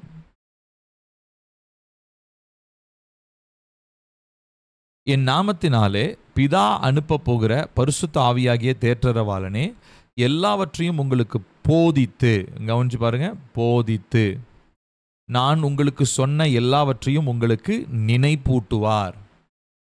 சரிங்களா? ஸோ இது ரொம்ப முக்கியமான ஒரு காரியம். ஸோ கர்த்தர் என்ன பண்ணுறாருங்க, பிதாவாகிய தேவன் என்ன பண்ணுறாருங்க? போதிக்கிறார். ஸோ ஃபஸ்ட்டு விஷயம் நம்ம அறிந்து கொள்வது, ஒரு பர்சனாக, ஒரு நபராக அவர் நமக்கு போதிக்கிறார். அடுத்ததா, அவர் சாட்சியிடுகிறார். நான் சொல்ல சொல்ல அப்படியே எழுதிக்கோங்க. ஒட்டுமொத்தமாக எழுதிட்டு இருந்தோம்னா டைம் ஆகும். நான் சொல்ல சொல்ல எழுதினீங்கன்னா ஈஸியாக இருக்கும். ஸோ முதலாவது போதிக்கிறார், யோவான் 14:26. ரெண்டாவதா சாட்சியிடுகிறார், யோவான் 15:26. பாருங்க, பிதாவினிடத்திலிருந்து நான் உங்களுக்கு அனுப்ப போகிறவரும் பிதாவினிடத்திலிருந்து புறப்படுகிறவருமாகிய சத்திய ஆவியான தேற்றரவாளன் வரும்போது அவர் என்னை குறித்து என்ன பண்ணுவாருங்க? என்ன வார்த்தை போட்டிருக்குங்க? சாட்சி கொடுப்பார். So he's a person who testifies. சாட்சியிடுகிற நபர். சரிங்களா? பரிசுத்த ஆவியானவர் சாட்சியிடுகிறவர். அடுத்து மூன்றாவதாக வழி நடத்துகிறவர். he guides. ரோமர் 8:14. ரோமர் 8:14. மேலும் எவர்கள் தேவனுடைய ஆவியினாலே நடத்தப்படுகிறார்களோ, அந்த வார்த்தையை நம்ம கோடிட்டு கொள்ளணும். அவர்கள் தேவனுடைய புத்திரர்களாய் இருக்கிறார்கள். நடத்தப்படுகிறார்களோ, to guide, to be guided by the Holy Spirit. மேலும் எவர்கள் தேவனுடைய ஆவியினாலே நடத்தப்படுகிறார்களோ அவர்கள் தேவனுடைய புத்திரர்களாக இருக்கிறார்கள். சரிங்களா? அடுத்தது நான்காவதாக பார்க்கிறோம், அவர் பேசுகிறார். 1 கொரிந்தியர் 2:13. 1 கொரிந்தியர் 2:13. அவைகளை நாங்கள் மனுஷ ஞானம் போதிக்கிற வார்த்தைகளாலே பேசாமல் பரிசுத்த ஆவி போதிக்கிற வார்த்தைகளாலே பேசி, கவனிக்கணும், ஆவிக்குரியவைகளை ஆவிக்குரியவைகளோடு சம்பந்தப்படுத்தி காண்பிக்கிறோம். பரிசுத்த ஆவி என்ன பண்றாருங்க? போதிக்கிற வார்த்தை. ஸோ அவர் பேசுறாரு, அவர் டீச் பண்றாரு, பேசுறாரு. டீச்சிங்னா என்ன? வாயை திறந்து தானே டீச்சிங் பண்ண முடியும். ஸோ பரிசுத்த ஆவி போதிக்கிற வார்த்தைகளினாலே நாங்கள் பேசுகிறோம். அவர் பேசியிருக்கிறாரு, அவர் பேசுகிறாரு, அதனால் நாங்கள் பேசுகிறோம். சரிங்களா? அதை நம்ம புரிந்து கொள்ள வேண்டும். நான்காவதாக நாம் பார்த்தது அவர் பேசுகிறார். அடுத்தது ஐந்தாவதாக அவர் அறிவிக்கிறவர். He enlightens. அறிவிக்கிறார் அப்படின்றத ஆங்கிலத்தில் இதனுடைய அர்த்தம் என்லைட்டன்ஸ்னா, எனக்குள்ளாக இருந்து ஒரு விஷயத்தை பற்றி நான் அறிவில்லாமல் இருந்தேன், அந்த விஷயத்தில் எனக்கு தெளிவை ஏற்படுத்துகிறார். அந்த மாதிரி கூட நம்ம வச்சுக்கலாம். சரிங்களா? ஸோ அறிவிப்பார் அப்படின்றத ஒரு பொதுவான ஒரு டிரான்ஸ்லேஷன்லாம் நான் வச்சுருக்கிறேன். பட் தெளிவுபடுத்துவார், அதுவும் அந்த வார்த்தையும் இதுக்கு செட் ஆகும். என்லைட்டனிங் அப்படின்ற வார்த்தை. யோவான் 16வது அதிகாரம் 13வது வசனம். யோவான் 16:13. சத்திய ஆவியாகிய அவர் வரும்பொழுது சகல சத்தியத்திற்குள்ளும் உங்களை நடத்துவார். அவர் தம்முடைய சுயமாய் பேசாமல் தாம் கேள்விப்பட்டவைகள் யாவையும் சொல்லி வரப்போகிற காரியங்களை உங்களுக்கு அறிவிப்பார். அறிவிப்பார். ஒரு சில மொழிபெயர்ப்பில் தெரியப்படுத்துவார். தெரியப்படுத்துவார்னா என்ன அர்த்தம்? ஏற்கனவே வேக ஒரு ஐடியா இருக்குங்க, இப்போ அது வந்து என்ன ஆயிடுச்சு, எனக்கு தெளிவாயிடுச்சு அப்படின்றோம் இல்லையா? அதுதான். ஸோ ஏற்கனவே எனக்கு ஒரு விஷயம் லைட்டாக தெரியும், ஆனால் அதனுடைய தெளிவை எனக்கு ஏற்படுத்துகிறவர் யார்? பரிசுத்த ஆவியானவர். சரிங்களா? அடுத்து 6வதா நாம் பார்க்கிறது, அவர் போராடுகிறார். He strives. போராடுதல்னா என்ன போராட்டம்னு பார்ப்போம். ஆதியாகமம் 6:3 பாருங்க. அப்பொழுது கர்த்தர், என் ஆவி என்றைக்கும் மனுஷனோடே போராடுவதில்லை. அவன் மாம்சம்தானே, அவன் இருக்க போகிற நாட்கள் 120 வருஷம் என்றார். இந்த போராடுவது அப்படின்னா சண்டை போடுறது கிடையாது. அதாவது அவர் விரும்புகிற நீதி அவர் நமக்குள்ள நிலைநாட்டணும்னு நினைக்கிறாரு. நமக்குள்ள இருக்கிற பாவத்தின் நிமித்தமாக வர்ற அநீதி என்ன பண்ணுது? அவருடைய நீதியோட கிளாஷ் ஆகுது. இந்த பக்கம் என்கிட்ட இருக்கிற அநீதி, இந்த பக்கம் அவர்கிட்ட இருக்கிற நீதி, இது ரெண்டுமே ஒன்னோட ஒன்று என்ன ஆகுதுங்க? எனக்குள்ளேயே அந்த போராட்டம் நடக்குது. நான் சொல்கிறது புரியுதுங்களா? இப்போ உதாரணத்துக்கு நான் ஒரு இடத்துக்கு போகிறேன். ஒரு இடத்துக்கு போயிட்டு ஒரு விஷயத்த நான் பார்க்கக்கூடாது, சரியா? ஆனால் நான் பார்க்குறேன். பார்க்கும்போது ஆவியானவர் என்ன பண்ணுறாரு தெரியுமா? போராடுகிறார். நான் சொல்கிறது புரியுதுங்களா? அது உணர்த்துதல் கிடையாது. அவர் என்ன பண்ணுவார்னா, என் உள் மனசில் வந்து ஒரு போராட்டமாக இருக்கும். அதாவது இந்த விஷயம் இவங்களை நான் பார்க்கக்கூடாதுன்னு இருக்கும். நல்ல தெளிவாக தெரியும். இவங்களை பார்க்கக்கூடாது, தேவனுக்கு சித்தம் இல்லை, தேவனுக்கு பிரியம் இல்லைன்னு நல்லா தெரியும். ஆனால் இன்னொரு பக்கம் மாம்சம் என்ன பண்ணும்? பாருன்னு ஒரு தூண்டுதலை ஏற்படுத்தும். புரியுதுங்களா? ஸோ அப்போ ஆவியானவர் என்ன பண்ணுறாருன்னா, நமக்குள்ளே இருந்து அந்த அநீதிக்குரிய, அதாவது மாம்சத்திற்குரிய, தேவனுக்கு பிரியமில்லாத, பாவத்தை தூண்ட வைக்கிற அந்த மாதிரி காரியங்களை என்னை விட்டு விலக்கிட்டு என்னை நீதியின் பாதையில் நடத்துறதுக்கு அவர் என்ன பண்ணுறாருங்க? முயற்சி பண்ணுகிறார். அதுக்கு பேர் தான் என்னது? அதுதான் இந்த வார்த்தை போராடுவதில்லைன்னா லிட்டரலாக போய் சண்டை போடுறது கிடையாது. போராட்டம்னா என்னை நீதியின் பாதையில் நிலைநிறுத்துறதுக்காக அவர் எடுக்கிற முயற்சிகள், அதுதான் வந்து இங்கே நம்ம பார்க்குறோம். ஸோ இங்கே இந்த விழுந்து போன மனிதர்கள் இருக்காங்க இல்லைங்களா? ஸோ அவங்க என்ன பண்ணுறாங்க? அவங்களுடைய அக்கிரமம் வந்து ரொம்ப அதிகமாக பெருகிடுச்சு. அதனால் அப்போ தான் தேவன் சொல்கிறாரு, என்னுடைய ஆவி என்றைக்கும் மனுஷனோடு போராடுவது இல்லை. ஸோ ஆவியானவர் வந்து எப்போ பார்த்தாலும் இதை செஞ்சுக்கிட்டே இருக்க போகிறதில்ல அப்படின்னு சொல்லி அவர் என்ன பண்ணுறாரு? பூமியில் அழிவை கொண்டு வருகிறத நம்ம பார்க்குறோம். ஸோ அவர் போராடுகிறார். அடுத்து 7வதை நாம் பார்க்கிறது, அவர் கட்டளை இடுகிறார். He commands. வாசிப்போம். அப்போஸ்தலர் 8:29. அப்போஸ்தலர் 8:29. ஆவியானவர், நீ போய் அந்த ரதத்துடனே சேர்ந்து கொள் என்று பிலிப்புடனே சொன்னார். இப்போது இது வந்து நியூ டெஸ்டமெண்ட்டில் தேவனுடைய ராஜ்யத்தினுடைய விரிவாக்கம் அப்போஸ்தலர்கள் மூலமாக ரொம்ப பயங்கரமாக நடந்துட்டு இருந்துச்சு. அந்த டைமில் பயன்படுத்தப்பட்ட நிறைய அப்போஸ்தலர்கள் இருந்தாங்க. அதில் ரொம்ப பிரபலமானவர் யாருன்னா பிலிப்பு. சரிங்களா? இவர் என்ன பண்ணுறாரு? இவர் தான் வந்து யாருமே அனுபவித்திராத ஒரு சூப்பர் நேச்சுரல் என்கவுண்டர் இவருக்கு நடந்துச்சு. என்ன பண்ணார்? டெலிபோர்ட்டேஷன் நடந்துச்சு. ஒரு இடத்துலேருந்து இன்னொரு இடத்துக்கு ஒரு ஃப்ராக்ஷன் ஆஃப் செகண்டில் அப்படி கண்ணை மூடி கண்ணை திறக்கிறதுக்குள்ளே வேறு ஒரு இடத்துல இருக்கிறாராம்.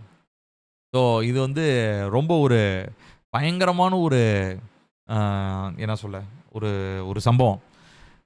அதெல்லாம் வந்து நம்ம கொஞ்சம் இமேஜின் பண்ணி பார்த்தோம்னா நம்மளால் கிரகிக்கவே முடியல. இன்றைக்கி ஆராய்ச்சியாளர்கள், சயின்டிஸ்ட்லாம் வந்து டைம் ட்ராவலிங்களும், அதுக்கப்புறம் வந்து இங்கேருந்து எங்கேயாவது பெரிய ஒரு கிரகத்துக்கு ராக்கெட் விடுறது, இதெல்லாம் ஒரு பெரிய விஷயம்னு நினச்சிட்டு இருக்காங்க. ஆனால் ஆவியானவர் அந்த காலத்தில் ஒரு மனுஷனை ஃபிசிக்கல் பாடியில், நான் சொல்கிறது ஆஸ்ட்ரல் ப்ரொஜெக்ஷன்னா கூடு விட்டு கூடு பாயிற மாதிரி உடம்புலேருந்து ஆவி வெளியே போய் இங்கேருந்து வேறு இடத்துக்கு போயிட்டு, அது இல்லை. லிட்ரலாகவே ஃபிசிக்கல் பாடியிலேயே பிலிப் என்னன்னா தெரியுங்களா, ஒரு இடத்துலேருந்து இன்னொரு இடத்துக்கு ஒரு செகண்டில் போயிட்டார். வசனம் இருக்குது இந்த சாப்டனுடைய கடைசி பகுதியில் நம்ம வாசிப்போம். அப்போது இங்கே ஆவியானவர் பிலிப்புக்கு என்ன பண்ணுறாருங்க? நீ போய் இதை செய் அப்படின்னு சொல்லி கட்டளை கொடுக்குறத நம்ம பார்க்குறோம். சரிங்களா? So he commands. அதில் பாருங்கள், பின்னாடி இருக்கும், அதை பாருங்கள், இந்த இடத்துல பாருங்கள். அவர்கள் தண்ணீர்லேருந்து, அங்கே எத்தியோப்பியன் ஒருத்தர் இருக்கிறான், அவன் பைபிள் வாசிக்கிறான், அவனுக்கு போய் எக்ஸ்பிளைன் பண்ணிட்டு ஞானஸ்தானம் கொடுக்குறாரு. கொடுத்த உடனே பாருங்கள், அவங்க தண்ணீர்லேருந்து கரையேறின பொழுது கர்த்தருடைய ஆவியானவர் பிலிப்பை கொண்டு போய் விட்டார். யோசிச்சு பாருங்கள் எப்படி இருந்திருக்கும். கண்ணை திடீர்னு வந்து புஷ்ஷுன்னு ஒரு காற்று மாதிரி வந்திருக்கும்னு நினைக்கிறேன். பட்டார்னு ஏதோ ஒரு சத்தம் வந்திருக்கும். இப்படி திரும்பி பார்க்கறதுக்குள்ள பாருங்க, பிலிப்பு ஆசோத்திலே காணப்பட்டு, ஆசோத்னு ஒரு ஊர், ஆசோத் அப்படின்ற ஊர், இப்படி திடீர் ஒரு சத்தம் வந்த மாதிரி இருந்துச்சு. பார்த்தா வேற ஊரில் இருக்கிறங்க அப்படின்ட்டு இருந்திருப்பாருன்னு நினைக்கிறேன். எவ்வளோ அவருக்கே அது பழக்கப்பட்டவங்களா இருந்தால் பரவாயில்ல, ஃபஸ்ட் டைம் அவருக்கே தலை சுற்றி போயிருக்கும். எப்படி அவர் வந்திருக்கிறாரு, எப்படி ஆவியானவர் அவரை ஃபிசிக்கல் பாடியிலேயே அப்படி டெலிபோர்ட் ஆனாருன்றலாம் வந்து உண்மையாலுமே கிரகிக்க முடியாத பயங்கரமான ஒரு மிராக்கிள்னா, பல மிராக்கிள் இருக்குது நம்ம பைபிளில். ஆனால் இது வந்து சீரியஸ்லி வேறு லெவல்.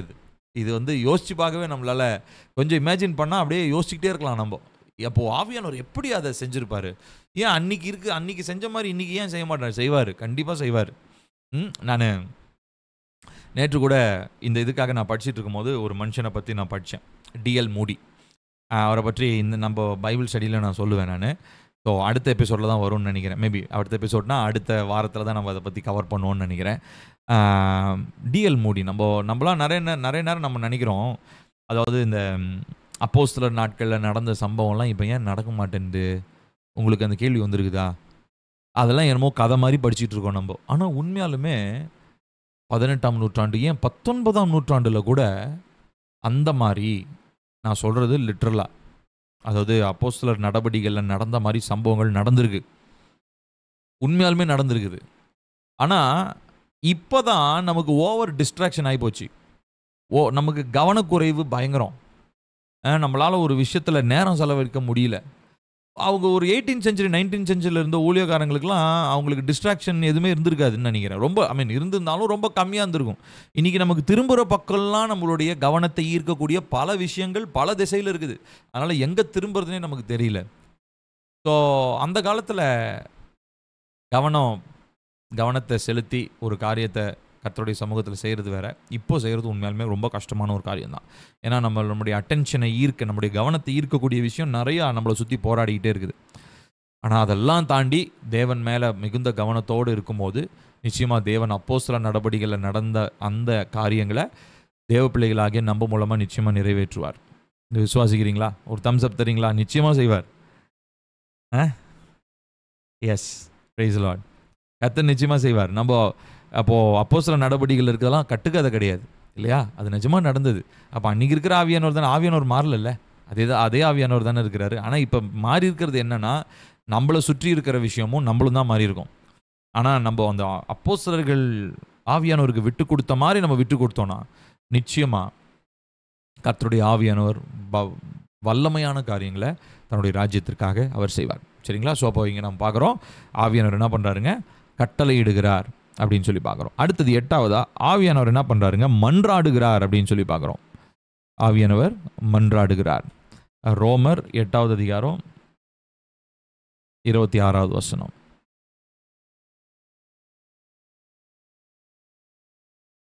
அந்தபடியே ஆவியானவரும் நமது பலவீனங்களில் நமக்கு உதவி செய்கிறார். நாம் ஏற்றபடி வேண்டிக் கொள்ள வேண்டியது இன்னதென்று அறியாமல் இருக்கிறபடியால் ஆவியானவர் தாமே வாக்கு கடங்காத பெருமூச்சுகளோடு நமக்காக வேண்டுதல் செய்கிறார். இது நம்ம ஆவியை நிரம்பி ஜெபிக்கும் போது கூட இந்த வசனங்களை சொல்லி நம்ம ஜெபிக்கிறோம் இல்லைங்களா? நமக்காக மன்றாடுகிறார். நமக்கு என்ன ஜெபிக்கணும்னு நமக்கு தெரியல, அதனால நம்ம சார்பில் அவர் மன்றாடுகிற பரிசுத்த ஆவியானவராக அவர் இருக்கிறார். அடுத்ததாக 9வது நாம் பார்க்கிறோம், வேலையாட்களை அனுப்புகிறார். He sends workers. அப்போஸ்தலர் 13வது அதிகாரம் 4வது வசனம். அப்படியே அவர்கள் பரிசுத்த ஆவியினால் அனுப்பப்பட்டு செலூக்கியா பட்டணத்துக்கு வந்து கப்பல் ஏறி அங்கிருந்து சீப்பெரு தீவுக்கு போனார்கள். பரிசுத்த ஆவியினால் அனுப்பப்பட்டு, so they were being sent. என்னத்துக்காக அனுப்பப்படுறாங்க? சுவிசேஷ ஊழியம் செய்கிறதுக்கு, தேவ ராஜ்யத்தை கட்டுறதுக்கு அப்போஸ்தலர்களை கர்த்தர் அனுப்புகிறார். He sends out people. சரிங்களா? ஸோ அந்த மாதிரி அனுப்பப்பட்டவர்களாக தான் தேவனுடைய ஊழியர்கள் இருக்கிறார்கள். நான் கூட நிறைய நேரம் போன வாரத்தில் நான் யோசிச்சுட்டு இருந்தேன். நான் வந்து சிட்டியில் இருந்ததான ஒரு நபர், ஆனால் நான் இன்றைக்கி வந்து ஒரு கிராமத்தில் நான் இருக்கிறேன். நான் யோசிச்சுருக்கிறேன், எப்படி அந்த சிட்டியெல்லாம் விட்டுட்டு இங்கே வந்து உட்காந்துக்கிட்டு இருக்கிறோம். சுற்றிலும் கடை கிடையாது, ஒன்றும் கிடையாது, ஆனால் ஒரு இடத்துல நம்ம உட்காந்துக்கிட்டு இருக்கிறோமே அப்படின்னு சொல்லி. அப்போது லிட்டரலாக என்ன நடந்திருக்குது? ஆவியானவர் என்னை அனுப்பியிருக்கிறார். போயா, அங்கே போ, அதுதான் உன்னுடைய இடம், அங்கே போய் இரு, அங்கே போனீன்னா நான் உனக்கு வெளிப்பாடுகளை தரேன், என்னுடைய ஆவியினால் நிரப்புறேன்னு சொல்லி அவர் திட்டம் பண்ணின இடத்துக்கு என்னை இப்போ கொண்டு வந்து வச்சிருக்கிறார். ஸோ இது மனிதனுடைய யோசனையின்படி, மனிதனுடைய விருப்பத்தின்படி நம்ம இருக்கக்கூடாது. நம்ம எப்பயுமே ஆவியானவருக்கு விட்டு கொடுக்கணும். ஆவியானவர் நம்மளை ஒரு இடத்துக்கு போக சொன்னார்னா போகிறதுக்கு ரெடியாக இருக்கணும். அந்த இடத்துல தேவையான எல்லா ரிசோர்ஸஸையும் கர்த்தர் கொடுத்துருவார். இப்போ நான் யோசிச்சு பார்க்குறேன், இப்போ நான் என்னுடைய சிட்டிக்குள்ளே இருக்கிற என்னுடைய வீட்டில் இருந்திருந்தா கூட இப்போ என்னை சுற்றி இருக்கிறதான இவ்வளோ ரிசோர்ஸஸ் எனக்கு கிடச்சிருக்காது. உண்மையாலுமே ஆச்சரியம். இந்த கிராமத்தில் உண்மையாலுமே இந்த இன்டர்நெட்டெலாம் வந்து பார்த்திங்கன்னா நான் கனவுல கூட நினச்சது கிடையாது. ஏன்னா இங்கே சுற்றிலும் எங்களுடைய மொபைல் டேட்டா கூட அவ்வளோ ஸ்பீட்லாம் கிடையாது. ஆனால் இன்டர்நெட், அதுவும் ஃபைபர் ஆப்டிக் இன்டர்நெட் ஸ்பீட்லாம் வருன்றது நான் கிரகிக்க முடியாத விஷயம். அது வந்து ஒருத்தர் சொன்னார் வருதுன்னு, எனக்கு தலை சுற்றி போச்சு. லிட்ரலாகவே ஒரு செகண்ட் என்னங்க திரும்ப சொல்லுங்கள் அப்படின்ற மாதிரி, நான் கேட்டது உண்மைதானா அப்படின்ற மாதிரி ஆயிடுச்சு. ஸோ இது எதுக்கு நான் சொல்ல வரேன்னா, கர்த்தர் அனுப்புகிற இடத்துக்கு நம்ம போயிட்டோம்னா அங்கே அந்த வேலையை செய்கிறதுக்கு வேண்டிய எல்லா ரிசோர்ஸஸும் என்ன பண்ணுறாரு, அவர் கொடுத்துட்றாரு. ஸோ அந்த அந்த இடத்துல உனக்கு என்ன வசதி வேணும், உனக்கு என்னென்ன ஏற்பாடுகள் வேணும், நீ என் வேலையை செய்கிற, என் வேலையை செய்கிறதுக்கு உன்னை அனுப்புகிறேன், அந்த வேலைக்கு என்னென்ன வசதி தேவையோ அதை எல்லாத்தையும் நான் ரெடி பண்ணுறேன் அப்படின்றது தான் அவருடைய டீல். பாருங்களேன், இதுக்கு விட்டு கொடுத்தோன்னா அவ்வளோ பியூட்டிஃபுல்லாக அவ்வளோ அழகாக அவர் நடத்திட்டு போவாருங்க. ஸோ அப்போது நம்ம யாருமே அடம்பிடிக்கூடாது. நான் இங்கே தான் இருப்பேன், நான் இங்கே இருப்பேன், இதை தான் செய்வேன் அப்படிலாம் சொல்லவே கூடாது. தேவ பிள்ளைகளாகிய நம்ம ஆவியனுடைய சித்தத்துக்கு நம்ம விட்டு கொடுத்துடணும். அப்போ உங்களுடைய ஆவி எங்களை எந்த பாதையில் நடத்துகிறீங்களோ நாங்கள் போகிறோம். ஏன்னா நாங்கள் போகிற இடத்துல எங்களுக்கு வேண்டிய பாதுகாப்புலேருந்து ஆரம்பித்து, சாப்பாட்டிலேருந்து ஆரம்பித்து எல்லா தேவைகளையும் அவர் என்ன பண்ணுறாருங்க, அவர் பார்த்து கொள்கிறார். இந்த தேவன் நம்முடைய தேவனாக இருக்கிறார். அவர்கள் பரிசுத்த ஆவியினால் அனுப்பப்பட்டு. ஸோ இங்கேயும் நீங்கள் அப்போஸ்தலர்களுடைய லைஃப்பில் பார்க்கும்போது கர்த்தர் அவங்களை அனுப்புகிறாரு. போகிற இடத்துல அவங்களுக்கு எங்கேயாவது பட்டினியில் பஞ்சத்திலேருந்து யாராவது செத்து போனாங்களா? கிறிஸ்துவுக்காக அவங்க பாடுபட்டாங்க, அது வேறு. ஆனால் சாப்பாடு இல்லாமல் அப்படிலாம் ஏதாவது கஷ்டப்பட்டாங்களா? இல்லை. அவங்களுக்கு போகிற இடத்துலலாம் நல்லா உபசரிக்கிறதான மனிதர். இன்றைக்கி நான் கூட அப்போஸ்தலர் நடவடிக்கைகள் படிச்சுட்டு இருந்தேன். 28வது அதிகாரத்தில் அந்த மெலிதா தீவில் போய் பவுல் சேர்றாரு பாருங்கள். அங்கே ஒரு அற்புதம் நடக்குது. அப்புறம் அங்கே இருக்கிறதான அந்த அந்த அந்த அந்த கிராமத்தாளுடைய தலைவருக்கு அவங்க அம்மாவுக்கு உடம்பு சரியில்லை. அப்புறம் அவங்களுக்கு ஜெபம் பண்ணுறாரு. அப்போ அங்கே பார்த்தீங்கன்னா ஒரு தீவுங்க அது. அந்த தீவில் இந்த மாதிரி என்ன சொல்கிறது, மனுஷங்கள்லாம் போயிடாத ஒரு தீவுலாம் போனால் நம்ம வந்து பயந்துருவோம் இல்லையா? ஐயோ யாருக்குறாங்க என்னன்னு தெரியலையே, நம்மளை வந்து கேனிபலிசம் மாதிரி நம்மளையே வெட்டி சாப்பிட்டானுங்கன்னா என்ன பண்ணுறது, காட்டுவாசிகள் ஆதிவாசிகள்லாம் நினச்சிட்டு அவங்க யோசிக்கல. பாருங்கள், பவுல் அங்கே போவார்னு தெரிஞ்சு பவுலுக்கு பார்த்தீங்கன்னா அப்படி ஒரு உபசரிப்பு. பவுல் நிமித்தமாக பவுல் கூட போன கைதிங்களுக்கெல்லாம் உபசரிப்பு. காரணம் என்ன அப்படின்னா, கர்த்தர் தான் அவங்கள அனுப்புகிறார், ஆவியானவர் தான் அவங்கள அனுப்புகிறார். சரிங்களா? ஸோ அப்போது ஆவியானவர் வந்து நம்மளை ஒரு இடத்துக்கு போக சொல்லும் போது கண்டிப்பாக நம்ம போயிடணும். சரிங்களா? ஸோ அவர் அனுப்புகிறார், வேலையாட்களை அனுப்புகிறார். 10வதா அவர் அழைக்கிறார். He calls. வெளிப்படுத்தின விசேஷம் 22:17. ஆவியும் மனவாட்டியும் வா என்கிறார்கள், கேட்கிறவனும் வா என்பானாக, தாகமாயிருக்கிறவன் வரக்கடவன், விருப்பமுள்ளவன் ஜீவ தண்ணீரை இலவசமாய் வாங்கி கொள்ள கடவன். பாருங்க, ஆவியும் மனவாட்டியும் என்ன சொல்றாங்களா? வா என்கிறார்கள். The church is calling and the spirit of God is calling. சபையும் இன்னைக்கு என்ன பண்ணுதுங்க? வா, கம் டுவர்ட்ஸ் ஜீசஸ். இதுதான் வந்து சபையினுடைய ஒரு அழைப்பு. உண்மையான சபை, டுபாக்கூர்லாம் நிறையா இருக்கிறாங்க, நான் அவங்கள பற்றி பேசல. உண்மையான சபை என்ன பண்ணணும்? It should call people towards God. தேவன் பக்கமாக மக்களை அழைக்கணும். கூட யாரும் சேர்ந்து அழைக்கிறாங்களாம்? ஆவியானவரும் ஆவியும் இணைந்து வா என்கிறார்கள். He calls. அடுத்ததா 11வதா அவர் தேற்றுகிறார். He comforts. யோவான் 16வது அதிகாரம் 7வது வசனம். நான் உங்களுக்கு உண்மையை சொல்லுகிறேன், நான் போகிறது உங்களுக்கு பிரயோஜனமாக இருக்கும். நான் போகாதிருந்தால் தேற்றரவாளன் உங்களிடத்தில் வரார். நான் போவேனே ஆகில் அவரை உங்களிடத்திற்கு அனுப்புவேன். சரிங்களா? ஸோ அவர் என்ன பண்ணுறாருங்க? தேற்றரவாளன். இங்கே அந்த வார்த்தையை கவனிக்கணும். அவர் தேற்றுகிறார், தேற்றரவாளன். சரிங்களா? he is the one who comforts us. நம்மை தேற்றுகிற தேவனாக அவர் இருக்கிறார். அடுத்ததாக நாம் பார்க்கிறோம், கிரியை செய்கிறார். he works. 1 கொரிந்தியர் 12:11. 1 கொரிந்தியர் 12:11. இவைகளை எல்லாம் அந்த ஒரே ஆவியானவர் நடப்பித்து தமது சித்தத்தின்படியே, இந்த வசனத்தை ஏற்கனவே படித்தோம், அவனவனுக்கு பகிர்ந்து கொடுக்கிறார். தமது சித்தத்தின்படி அவனவனுக்கு பகிர்ந்து கொடுக்கிறார். ஸோ அவர் செயல்களை நிறைவேற்றுகிற தேவனாக அவர் இருக்கிறார். சரிங்களா? 12 காரியம் புரிஞ்சுதுங்களா உங்களுக்கு? ஒரு தம்ஸ் அப் தரீங்களா? Okay, thank you. Yes, okay. So அடுத்த நம்ம பார்க்க போகிறது, இங்கே முதலாக பார்த்தோம் அவர் ஒரு நபராக அவர் செய்கிறதான செயல்களை பற்றி இங்கே பார்த்தோம். இப்போ அடுத்ததாக அவர் நபராக எந்தெந்த இடங்களில் அவர் நபரை போலவே பார்க்கப்படுகிறார் அப்படின்றத நம்ம பார்க்குறோம். இப்போ பாருங்கள், இங்கே அப்போஸ்தலர் 10வது அதிகாரம் 19வது வசனத்தில் ஒரு வசனத்தை நம்ம வாசிக்கலாம். அப்போஸ்தலர் 10:19. பேதுரு அந்த தரிசனத்தை குறித்து சிந்தனை பண்ணி கொண்டிருக்கையில் ஆவியானவர், இதோ 3 மனுஷர் உன்னை தேடுகிறார்கள், நீ எழுந்து இறங்கி ஒன்றுக்கும் சந்தேகப்படாமல் அவர்களுடனே கூட போ, நானே அவர்களை அனுப்பினேன் என்று அவனுக்கு சொன்னார். கவனிச்சு பார்த்தீங்கன்னா, இங்கே அதாவது இது வரைக்கும் யூதர்கள்கிட்ட மாத்திரம் இருந்த சுவிசேஷம் இப்போ எங்கே போகுது? புறஜாதிகளுக்கு போகுது. புறஜாதிகளில் முதலாவது சுவிசேஷம் கேள்விப்படுறவர் யார் அப்படின்னா, அஃப்கோர்ஸ் நிறைய பேர் இருந்தாங்க, நிறைய பேர் கேள்விப்பட்டாங்க. பட் அப்போஸ்தலர்ஸ் நிமித்தமாக கேள்விப்படுற முதல் புறஜாதி மனுஷன் யார்? கொர்னேலியு. அவர் ஒரு ரோம பின்னணியை சேர்ந்தவர் அவர். ஸோ இங்கே கவனித்து பார்த்தீங்கன்னா, பேதுரு என்ன பண்ணுறாருன்னா, பரிசுத்த ஆவியானவருக்கு கீழ்ப்படுகிறார். ஆவியானவர் தான் அவரை நடத்துகிறாரு. ஸோ இப்போ ஆவியானவருக்கு அவர் என்ன பண்ணுறாருங்க? கீழ்ப்படுகிறார். சரிங்களா? ஸோ அவர் ஒரு நபரை போல் அவர் என்ன பண்ணுறாருங்க? நம்ம பார்க்குறோம், நபரை போல் அவர் சொல்லுகிறார். அதே நபருக்கு கீழ்ப்படுகிற மாதிரியே பேதுரு கீழ்ப்படுகிறத நம்ம பார்க்குறோம். அடுத்ததாக நான் உங்களுக்கு சொன்னேன் இல்லைங்களா, அந்த அப்போஸ்தலர் 8 நம்ம வாசிக்கிறோம், அந்த சம்பவத்தை வாசம் இல்லைங்களா, அங்கேயும் கவனித்து பார்த்தீங்கன்னா பரிசுத்த ஆவியானவர் சொல்கிறார், நீ போய் அந்த ரதத்தில் இருக்கிற அந்த மனுஷனோட போய் சேர்ந்துக்கொள் அப்படின்னு போகும்போது அங்கே பார்த்தா அந்த எத்தியோப்பியன் என்ன பண்ணுறாரு, அவர் ஏசாயாவுடைய ஒரு வசன பகுதியை அவர் வாசிச்சுட்டு இருக்கிறாரு. அப்புறம் நடந்த சம்பவங்கள் நமக்கு தெரியும். ஸோ இங்கே 2 பேருமே, பேதுருவும் சரி பிலிப்பும் சரி, பரிசுத்த ஆவியானவருக்கு கீழ்ப்படிந்தார்கள். ஸோ ஒரு ஆவிக்கு கீழ்ப்படிய முடியாது. ஒரு மனிதனா அதாவது ஒரு தனித்துவம் குணாதிசயம் இருக்கிற ஒரு மனிதர் போல இருக்கிற ஒருத்தருக்கு தான் நம்ம கீழ்ப்படிய முடியும். ஓகேங்களா? அடுத்ததாக பார்த்தீங்கன்னா, இங்கே அனனியா என்கிற ஒரு மனிதன். அனனியாவை பற்றி பார்க்கும்போது அவருடைய மினிஸ்ட்ரி ஒரு ஸ்ட்ரேஞ்சான ஒரு மினிஸ்ட்ரிங்க. அவரை பற்றி அதுக்கு முன்னாடியும் கிடையாது, அவரை பற்றி அதுக்கு பின்னாடியும் கிடையாது.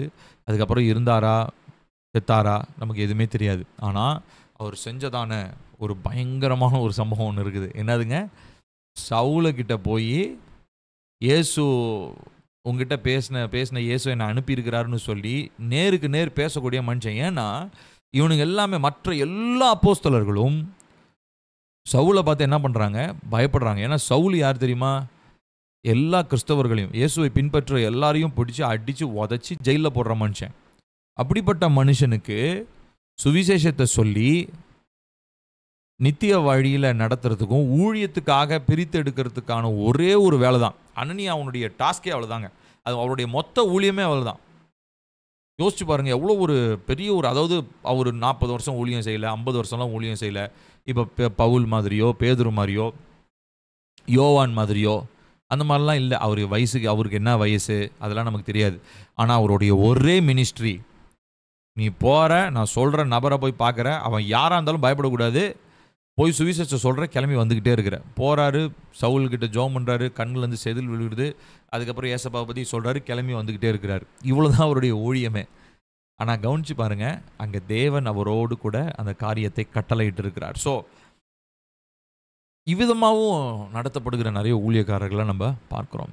தேர் ministry will be so small, ரொம்ப சின்னதாக இருக்கும், ஆனால் பயங்கர எஃபெக்டிவாக இருக்கும். அதாவது ஒரு ஊசி மாதிரி, சின்ன ஊசி தான், ஆனால் ஆழமாக போகுது இல்லைங்களா, அந்த மாதிரி.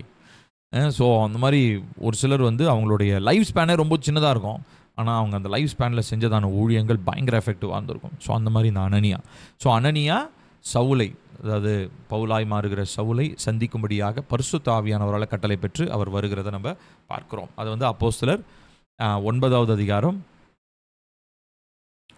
10 நம்ம வாசிக்கிறோம். பாருங்க, தமஸ்குவிலே அனனியா என்னும் பேருள்ள ஒரு சீஷன் இருந்தான். அவனுக்கு கர்த்தர் தரிசனமாகி, அனனியாவே என்றார். அவன், ஆண்டவரே, இதோ அடியேன் என்றான். அப்பொழுது கர்த்தர், நீ எழுந்து நேர் தெரு எனப்பட்ட தெருவுக்கு போய் யூதாவின் வீட்டிலே தர்சு பட்டணத்தாகிய சவுல் என்னும் பேருள்ள ஒருவனை தேடு, அவன் இப்பொழுது ஜெபம் பண்ணுகிறான். அனனியா என்னும் பேருள்ள ஒரு மனுஷன் தன்னிடத்தில் வரவும் தான் பார்வை அடையும்படி தன்மேல் கை வைக்கவும் தரிசனம் கண்டான் என்றார். அதற்கு அனனியா, ஆண்டவரே, இந்த மனுஷன் எருசலேமில் உள்ள உம்முடைய பரிசுத்தவான்களுக்கு எத்தனையோ பொல்லாங்குகளை செய்தான் என்று அவனை குறித்து அநேகரால் கேள்விப்பட்டிருக்கிறேன். இங்கேயும் உம்முடைய நாமத்தை தொழுது கொள்ளுகிற யாவரையும் கட்டும்படி அவன் பிரதான ஆசாரியர்களால் அதிகாரம் பெற்றிருக்கிறானே என்றான். அதற்கு கர்த்தர், நீ போ, அவன் புறஜாதிகளுக்கும் ராஜாக்களுக்கும் இஸ்ரவேல் புத்திரருக்கும் என்னுடைய நாமத்தை அறிவிக்கிறதற்காக நான் தெரிந்து கொண்ட பாத்திரமாயிருக்கிறான். அவன் என்னுடைய நாமத்தின் நிமித்தம் எவ்வளவாய் பாடுபட வேண்டும் என்பதை நான் அவனுக்கு காண்பிப்பேன் என்றார். அப்பொழுது அனனியா போய் வீட்டுக்குள் பிரவேசித்து அவன் மேல் கையை வைத்து, சகோதரனாகிய சவுலே, நீ வந்த வழியிலே உனக்கு தரிசனமான இயேசுவாகிய கர்த்தர் நீ பார்வை அடையும்படிக்கு பரிசுத்த ஆவியினாலே நிரப்பப்படும்படிக்கு என்னை அனுப்பினார் என்றான். கவனிச்சு பாருங்க, எவ்வளோ ஒரு சூப்பரான ஒரு சம்பவம் இல்லையா? ஸோ தேவன் அவனை அனுப்புகிறார், அனனியாவை அனுப்புகிறார். ஸோ அவர் கீழ்ப்படுகிறார். அடுத்ததா பவுலும் சீலாவும் அவங்களும் பார்த்தீங்கன்னா பல இடங்களில் இந்த ஊழியங்களை நிறைவேற்றுறாங்க. அவங்க நடத்தப்படுகிறத நம்ம வாசிக்கலாம். அப்போஸ்தலர் 16:7-10. மீசியா இங்கே 6 வாசிக்கிறேன். அவர்கள் பிரிகியா கலாத்தியா நாடுகளை கடந்து போன போது ஆசியாவிலே வசனத்தை சொல்லாதபடிக்கு பரிசுத்த ஆவியினாலே தடை பண்ணப்பட்டு, பாருங்க, ஒரு சில இடத்துல சொல்லுன்றாரு, ஒரு சில இடத்துல சொல்லாதன்றாரு. ஸோ அப்போ ஆவியானவர் சொல்லாதன்னு சொல்லுவாரா? அது எப்படிங்க? நிறைய பேர் இப்படிலாம் சொல்லுவாங்க. எப்படியும் ஆவியானவர் தேவராஜ்யத்தை பிரசித்தம் பண்ணுறதுக்கு தான் ஆவியானவர் வேலை செய்கிறாரு. அப்புறம் எப்படி சொல்லாதன்னு சொல்லுவார்? ஏன்னா அங்கே என்ன பிரச்சனை நடக்கும்னு தேவன் நல்லா தெரியும். அதனால் என்ன பண்ணுறாரு, ஒரு சில இடங்களுக்கு போய் சொல்லாதன்றாராம். பாருங்கள், சொல்லாதபடிக்கு பரிசுத்த தடை பண்ணப்பட்டு மீசியா தேசம் மட்டும் பித்தினியா நாட்டுக்கு போக பிரயத்தனம் பண்ணினார்கள். ஆவியானவரும் அவர்களை அங்கேயும் போல 2 இடத்துல ஸ்டாப் பண்ணிட்டார். அப்பொழுது அவர்கள் மீசியா பக்கமாக போய் துரோவாவுக்கு வந்தார்கள். அங்கே ராத்திரியிலே பவுலுக்கு ஒரு தரிசனம் உண்டாயிற்று. அது என்னவெனில், மக்கதோனியா தேசத்தான் ஒருவன் வந்து நின்று, நீர் மக்கதோனியாவுக்கு வந்து எங்களுக்கு உதவி செய்ய வேண்டும் என்று தன்னை வேண்டிக் கொண்டதாக இருந்தது. அந்த தரிசனத்தை அவன் கண்டபோது அவர்களுக்கு சுவிசேஷத்தை அறிவிக்கும்படி கர்த்தர் எங்களை அழைத்தார் என்று நாங்கள் நிச்சயித்து கொண்டு உடனே மக்கதோனியாவுக்கு புறப்பட்டு போக பிரயத்தனம் பண்ணி. கவனிச்சு பார்க்கணும், 2 இடத்துக்கு ஆவியானவர் போவேனான்றாரு. ஆனால் மக்கதோனியான்ற இடத்துக்கு போகும்படி ஒரு விஷன் வேற கொடுக்குறாரு. எவ்வளோ பியூட்டிஃபுல்லாக நடத்துகிறாரு பாருங்களேன், எவ்வளோ அழகாக நடத்துகிறாரு. போக வேணான்றாரு, இன்னொரு இடத்துக்கு போன்னு சொல்கிறதுக்கு ஒரு கன்ஃபர்மேஷனாக அங்கே ஒரு ஆள் ஐயா எங்களுக்கு சுவிசேஷம் சொல்லியா அப்படின்ற மாதிரி ஒரு தரிசனத்தையும் அவர் பார்க்குறாரு. ஸோ இவ்விதமாக ஆவியானவர் என்ன பண்ணுறாருன்னா அப்போஸ்தலர்களை நடத்துகிறார் அப்படின்றத நம்ம பார்க்குறோம். சரியா? இப்போ அடுத்து நான் பார்க்குறது, இதோட நான் முடிக்க போகிறேன். இப்போது இவருக்கும் இயேசுவுக்கும் இருந்ததான, பரிசுத்த ஆவியானவருக்கும் இயேசுவுக்கும் இருந்ததான ஒரு சில காரியங்களை நம்ம பார்க்கலாம். பாருங்கள், மத்தேயு 28:19. மத்தேயு 28:19. ஆகையால் நீங்கள் புறப்பட்டு போய் சகல ஜாதிகளையும் சீஷராக்கி பிதா குமாரன் பரிசுத்த ஆவியின் நாமத்திலே அவர்களுக்கு ஞான ஸ்நானம் கொடுங்கள் அப்படின்னு சொல்லி நம்ம பார்க்குறோம். இந்த இடத்துல நம்ம பார்க்கிறதான ஒரு காரியம், இங்கே திரியேக தேவன். ஸோ இங்கே பிதா, குமாரன், பரிசுத்த ஆவி. ஸோ உங்கள் மூவொருமை கோட்பாடுன்னு சொல்கிறோம் இல்லைங்களா? இதுதான் ட்ரையூன்டியிசம், மூவொருமை கோட்பாடு. இந்த ஒரு காரியத்தை நம்ம கவனிக்கும் போது திருத்துவத்தில் இருக்கிறதான மூவருக்குமே தனித்தன்மைகள் இருக்கிறது இயேசு கிறிஸ்து சொல்லுகிறார். அதே மாதிரி பார்த்திங்கன்னா அவங்களுடைய நாமங்களில் ஒரு ஒற்றுமை இருக்கிறத நம்ம பார்க்குறோம். இதில் கவனித்து பார்த்திங்கன்னா தேவனுக்கு என்ன தன்மைகள் பொருந்துமோ அது எல்லா தன்மையுமே பரிசுத்த ஆவியானவருக்கும் பொருந்தும். சொல்கிறது புரியுதுங்களா? இப்போ அவர் சர்வ வல்லமை உள்ளவர் அப்படின்னா பரிசுத்த ஆவியும் சர்வ வல்லமை உள்ளவர். பிதாவாகிய தேவன் பாவத்தை பார்க்க மாட்டாத சுத்த கண்ணர் அப்படின்னா இவரும் அதே தான். இவரும் பாவத்தை பார்க்க மாட்டார், இவரும் பரிசுத்தம் உள்ளவர் தான். அதனால தான் அவர் பேரே பரிசுத்த ஆவியானவர். ஸோ அப்போது நான் என்ன சொல்ல வரேன்னா, ஆட்ரிபியூட்ஸ், அதாவது தன்மைகள்னு சொல்கிறோம் இல்லைங்களா? அது பிதாவுக்கு என்ன இருக்குதோ அதே தன்மைகள் குமாரனுக்கும், அதே தன்மைகள் பரிசுத்த ஆவிக்கும் இருக்கிறது என்பதை நாம் புரிந்து கொள்ள வேண்டும். சரிங்களா? ஸோ இதோட நம்ம ஸ்டாப் பண்ண போகிறோம். ஏன்னா அடுத்து இருக்கிறது பரிசுத்த ஆவியானுடைய தெய்வீகத்துவம் அப்படின்றது அது ஒரு பெரிய டாபிக். அதை நம்ம நெக்ஸ்ட் வீக்கில் நம்ம பார்க்க போகிறோம். இன்னைக்கு இந்த பைபிள் ஸ்டடி புரிஞ்சதுங்களா? ஒரு தம்ஸ் அப் தரீங்களா? Okay, thank you. சரி, தேங்க்யூ. Price the Lord. சரி, நம்ம கண்களை மூடி ஜெபிக்கலாம். அன்பும் இரக்கமுள்ள எங்கள் நல்ல தகப்பனே, கிருபையானது நல்ல மாலை வேலைக்காக நாங்கள் நன்றி சொல்கிறோம். கர்த்தாவே, இந்த நாளிலே நாங்கள் உங்கள் வார்த்தையை தியானித்தோம். ஆவியானவரே, நீங்கள் எங்களுக்குள்ளே இருக்கிறீங்க. நீங்கள் ஒரு நபரை போல தான் செயல்படுறீங்க. அநேகம் நேரம் உங்களை நாங்கள் துக்கப்படுத்தி, உங்களை வேதனைப்படுத்தி, நீங்கள் செய்ய வேண்டாம், சொல்ல வேண்டாம், போக வேண்டாம்னு சொன்ன நிறைய காரியங்களை செஞ்சுருக்கிறோம், பேசியிருக்கிறோம், போயிருக்கிறோம், பார்த்துருக்குறோம். ஆனாலும் கர்த்தருடைய ஆவியானவர் எங்கள் மேலே மிகுந்த தயவுள்ளவங்களா, கிருபை உள்ளவங்களா, எங்களை திரும்ப திரும்ப நீங்கள் ரட்சித்து மீட்டு கொண்டு திரும்ப எங்களை நடத்தும்படி நீங்கள் விரும்புகிறீங்க. ஆகையினால உங்களுடைய முழு நடத்திப்புக்கு எங்களை நாங்கள் விட்டு கொடுக்குறோம். பரிசுத்த ஆவியானவரே, உம்முடைய ஆவியினாலே நாங்கள் நடத்தப்படணும். உம்முடைய வார்த்தைகளை நாங்கள் வாசிக்கும் போது எங்களோடு கூட நீங்கள் பேசுங்க. நாங்கள் ஜெபிக்கும் போது எங்களோடு கூட உணர்த்துங்க. நாங்கள் ஆவியில் நிரம்பி ஜெபிக்கும் போது எங்களுக்குள்ளாக இருந்து நீங்கள் மன்றாடுகிற தேவன். ஒருவேளை இந்த நாளில் எங்களோடு கூட இந்த வார்த்தைகளை கேட்கிறவங்க அவங்களுடைய நாவின் கட்டுகள் ஏதாவது அவிழ்க்கப்படாமல், யாராவது அவிழ்க்கப்படாமல் இருந்தார்கள் என்று சொன்னால், அவருடைய நாவின் கட்டுகளை அவிழ்த்து அவர்களும் அந்நிய பாஷைகளிலே உமோடு கூட பேசவும், அந்த மன்றாடுகிற பரிசுத்த ஆவியானவர் அவர்களுக்குள்ளாக இருந்து மன்றாடுகிற அந்த தெய்வீக அனுபவத்தை பெறவும் ஒவ்வொருவருக்கும் கர்த்தர் கிருபை செய்வீராக என்று சொல்லி நாங்கள் ஜெபிக்கிறோம். நீர் எவ்வளவு முக்கியம் என்பதை நாங்கள் அறிந்து கொள்கிறோம். நீர் இல்லாமல் நாங்கள் இல்லை. ஆவியானவரே, நீர் இல்லாமல் நாங்கள் இல்லை. நீர் இல்லாமல் எங்களுடைய கிறிஸ்தவ வாழ்க்கை இல்லை. நீர் இல்லாமல் நாங்கள் தேவனுடைய பிள்ளைகளாக இருக்க முடியாது. நீர் இல்லாமல், உம்முடைய செயல் இல்லாமல் எங்களால் எந்த ஒரு காரியத்தையும் செய்ய முடியாது. என்னால் ஆவியானவரே, உமக்கு முழுவதுமாய் விட்டு கொடுக்கிற பாத்திரங்களாக எங்களை நீர் உருவாக்கும், பரிசுத்தப்படுத்தும், எங்களோடு கூட தொடர்ந்து பேசும், வருகைக்காக எங்களை ஆயத்தப்படுத்தும். இயேசுவின் நாமத்தில் கேட்கிறோம் எங்கள் ஜீவனுள்ள நல்ல பிதாவே. ஆமேன், ஆமேன், ஆமேன். ஓகே, ஸோ நெக்ஸ்ட் வீக்கில் நம்ம கரெக்டாக நம்ம 7 o'clock ஜாயின் பண்ணிடுவோம். எல்லாருமே ரிமைண்டர் வச்சுக்கோங்க. ஏன்னா நிறைய பேர் அன்றைக்கி ஒரு நாள் ஒருத்தங்க சொன்னாங்க, நான் டியூஸ்டேன்றதை மறந்துட்டேங்க அப்படின்னு.